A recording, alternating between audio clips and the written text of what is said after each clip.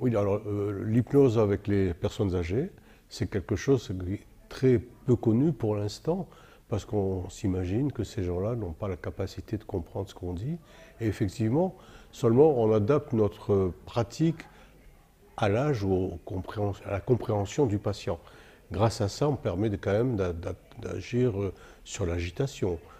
Par exemple, j'ai fait ma thèse, je me suis intéressé aux maladies d'Alzheimer et j'utilise l'hypnose avec les maladies d'Alzheimer. Ça m'évite quand même d'éviter l'agressivité de ces gens-là parce qu'ils se sentent totalement incompris souvent. Et quand on est incompris, qu'est-ce qui se passe? On devient agressif. Et bien sûr, les soignants, ne comprenant pas eux non plus ce qui se passe, deviennent eux-mêmes agressifs. L'hypnose nous permet de calmer ça et donc d'éviter ce qu'on appellera les troubles du comportement d'un personne âgée, alors qu'elles ne sont pas plus agressives que d'autres. Simplement, il y a une incompréhension totale entre le médecin, enfin le soignant et le patient. Et l'hypnose nous permet d'éviter cette chose-là. Alors, quand on parle de personnes âgées, là, vous traitez des personnes de quel âge à quel âge? Alors les personnes que je traite, ça va de 90 ans, j'en ai eu, et d'autres beaucoup plus jeunes, de 50 ans, 60 ans. Voilà. Vous appelez les personnes de 50 ans âgées, vous? Il y a des gens qui à 50 ans, ils en paraissent 80. Oui. Parce qu'ils sont dans des troubles cognitifs assez importants, dans une sorte d'isolement social. On en a beaucoup. Hein. Vous savez, on voit ces gens dans la rue là, qui n'ont pas de travail, qui sont rien du tout. Ils vieillissent prématurément. Et ils n'ont pas aucune, j'allais dire, aucune excitation intellectuelle. Ils font que petit à petit, ils deviennent âgés.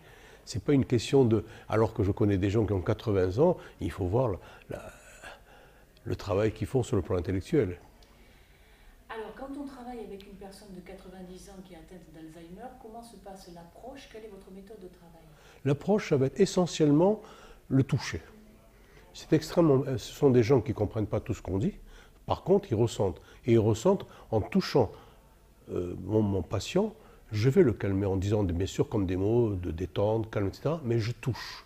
C'est extrêmement important pour une maladie d'Alzheimer qui ne comprend pas ce qu'on lui dit, le toucher. C'est seulement ça.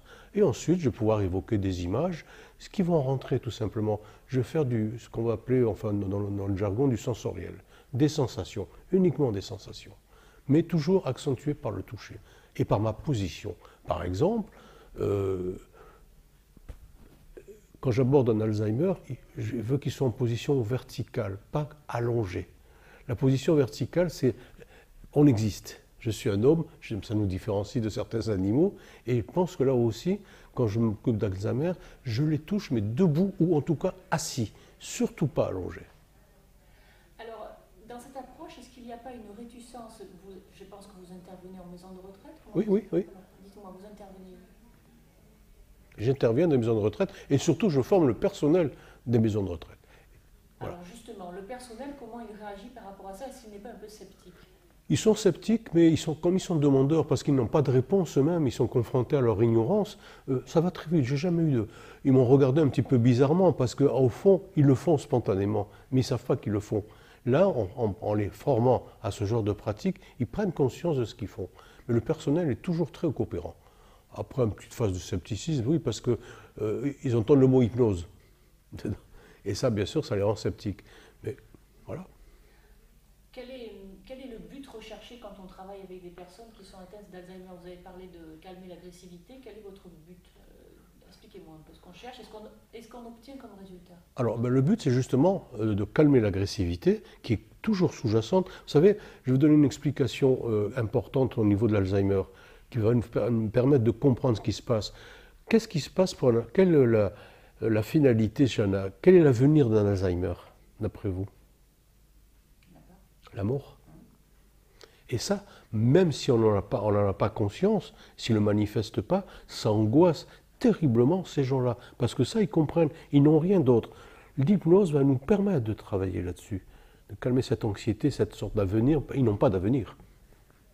Alors, quelles sont les phrases? Est-ce que vous avez des phrases clés? Vous avez parlé du toucher. Qu'est-ce que vous évoquez? Est-ce que vous parlez de leur passé? Est-ce que vous vous renseignez sur eux? Ou est-ce que c'est... Je crois que vous avez dit un mot important, parler de leur passé. Je vais vous raconter comment j'ai commencé à travailler. C'est un mythe qui s'appelle la source de l'été. C'est un mythe très ancien, grec, je crois. Quand les gens mouraient, ils descendaient en enfer. Et il fallait qu'ils aient oublié tout ce qu'ils avaient passé dans leur vie.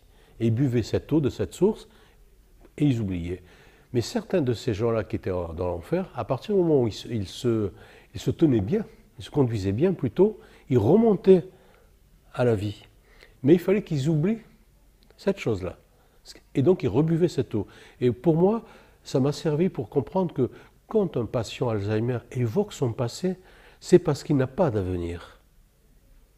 Or, souvent, on leur dit, ils radotent, ils nous fatiguent, ils nous saoulent. Non, c'est vraiment le seul moyen pour eux d'éviter de mourir. Parler de leur passé. Et il faut que nous, soignants, nous en tenions compte et nous acceptions qu'ils nous en parlent. Ils ne radotent pas, ils ne délirent pas.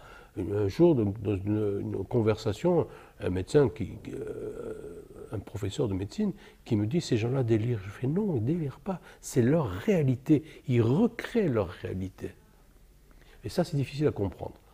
Est-ce que quand vous travaillez avec ces personnes, vous avez parlé de quelque part nostalgie du passé parce qu'on n'a pas d'avenir, est-ce que ça vous aide à comprendre certaines névroses de patients beaucoup plus jeunes qui ne sont pas atteints d'Alzheimer? Est-ce que le fait de faire référence à son passé? Non.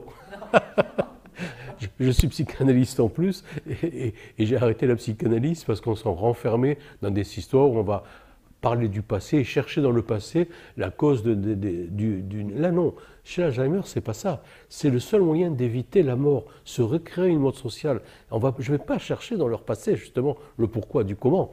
Je leur permets d'évoquer à nouveau la vie. Alors, il y a quelque chose qui revient entre les différents intervenants ici, c'est on a l'impression qu'on s'éloigne de plus en plus de la psychanalyse. Oui. Expliquez-moi ça un petit peu. Ben, vous savez, la psychanalyse, je suis moi-même psychanalyste et je suis passé comme ça à l'hypnose parce que justement, dans la psychanalyse, le patient est obligé, je vais me dire mon mot, à s'adapter au dogme du thérapeute. Je suis jungien, il y en a qui sont freudiens, d'autres lacaniens. En hypnose, c'est le thérapeute qui s'adapte au patient. Et par conséquent, le travail est totalement différent. On ne va pas chercher pourquoi ça ne va pas, mais comment faire pour que ça aille mieux. Donc vous êtes en train de dire que tout ce en quoi vous croyiez oui. Pendant des dizaines d'années, vous l'avez un peu laissé tomber? Oui, c'est exactement ça. Je suis passé à l'hypnose parce que pendant des années, je ne faisais que de la psychanalyse et de la psychiatrie, bien sûr, mais que je m'aperçais finalement qu'on tournait un peu en rond. Ressasser des choses qui faisaient que les gens n'allaient pas mieux. J'ai connu des gens qui savaient pourquoi ils étaient comme ça, sauf qu'ils n'allaient toujours pas mieux. Et quand j'ai commencé à faire de l'hypnose, justement, je me suis aperçu que ça ne servait à rien le passé. On peut s'y intéresser, mais ce n'est pas l'essentiel. L'essentiel, c'est aller chercher les ressources qu'ont les gens et leur permettre de comprendre qu'ils ont des ressources pour les aider. Et pas chercher pourquoi ça s'est mal passé dans la vie. Vous savez, on ne peut pas toucher un souvenir, hein, si vous faites le compte. Malheureusement. Ça existe, il y est, mais... Et souvent, ce que je dis aussi, c'est que souvent un souvenir est induit. Beaucoup de gens nous disent, je me rappelle par exemple qu'à 2 ans ou à 3 ans m'est arrivé ça. Mais c'est faux, c'est faux. Les cartes cérébrales de la mémoire arrivent à maturité vers 4-5 ans. Donc tous les souvenirs antérieurs à cette date-là sont des souvenirs induits. Les gens sont sincères, hein, sauf qu'on leur racontait qu'eux. Et ils y croient. Ça m'est arrivé moi aussi de croire au cours d'une formation, faire une régression en âge et me retrouver à l'âge de 2 ans où j'ai appris à nager. J'ai raconté l'histoire comme si j'y étais. Sauf que j'ai un cousin qui est plus jeune que moi qui a raconté la même histoire, à un mot près. Donc nos souvenirs, il a appris à nager en même temps que moi, certes, mais c'était des souvenirs induits. On nous a dit que. Voilà. Et ça, je ne recherche plus les souvenirs. Je ne cherche plus le pourquoi du comment. Voilà. Ça ne m'intéresse pas. Pour moi, c'est une perte de temps.